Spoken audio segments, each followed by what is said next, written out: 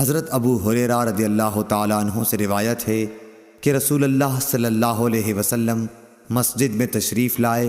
اس کے بعد ایک اور شخص آیا، اس نے نماز پڑھی، پھر نبی کریم صلی اللہ علیہ وسلم کو سلام کیا۔ آپ نے سلام کا جواب دے کر فرمایا کہ واپس جا اور پھر نماز پڑھ، کیونکہ تو نے نماز نہیں پڑھی۔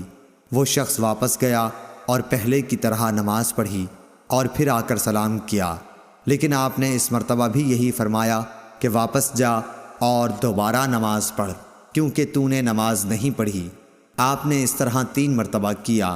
آخر اس شخص نے کہا کہ اس ذات کی قسم جس نے آپ کو حق کے ساتھ مبعوث کیا ہے، میں اس کے علاوہ اور کوئی اچھا طریقہ نہیں جانتا، اس لیے آپ مجھے نماز سکھا دیجئے۔ آپ نے فرمایا کہ جب نماز کے لیے کھڑے ہو تو پہلے تکبیر کہہ، پھر آسانی کے ساتھ جتنا قرآن تجھ کو یاد ہو اس کی تلاوت کر، اس کے بعد رکوع کر، اچھی طرح سے رکوع ہو لے تو پھر سر اٹھا کر پوری طرح کھڑا ہو جا، اس کے بعد سجدہ کر پورے اطمینان کے ساتھ، پھر سر اٹھا اور اچھی طرح بیٹھ جا، اسی طرح اپنی تمام نماز پوری کر۔ صحیح بخاری حدیث نمبر 757۔